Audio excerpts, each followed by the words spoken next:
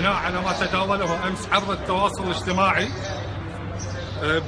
بان بوجود شحنات من الرق الايرانيه والذي وجد به عده ثقوب كانها جراء استخدام المثقاب الدرين، ووصول بعض هذه الشحنات الى الاسواق في الكويت، وحرصا على سلامه الجميع فقد تم وقف السماح بخروج الشاحنات الموجوده واحالتها الى الجهه المختصه لاعاده فحصها مره ثانيه لاثبات صلاحيه استهلاكها اللازم. صار تقريبا يقارب ال70 عقل ال70. 70 طن. زين التالف ايش كثر فيه؟ التالف تقريبا يصير 3/4. يعني كم طن؟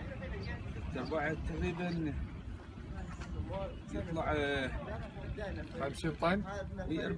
40 طن تالف. اي نعم. زين هذه ايش منها هذه الدوده اللي بيه؟ والله ما ادري، انا فرد انساني محتاج اني اخذيت وياهم ما لي خبر شيء. يعني هذا تقريبا كله تالف الحين؟ اي نعم. هذا كله تالف. هذا تالف، هذا بالصدر. ايه؟ كله تلفان. وذاك يعني نفلزم. قاعد تفرزون. الدوده ما تدري ليش الدود في هذا الرقم؟ هذا بعد من الارض.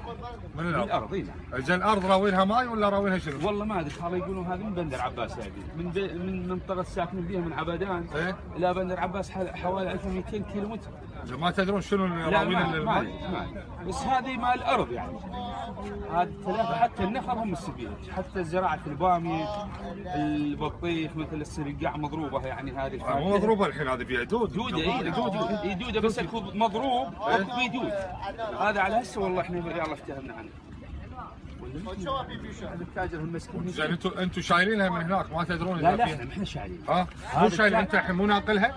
ناقلها إيه؟ من السيارات لللنج. إيه؟ من اللنج اي بلاد اللي كان يصير دبي قطر الكويت بحرين اي انا نشوف شيء وراح ترجع بال 40 طن الحين؟ ولا تبي تتلف؟ لا نتلف البحر.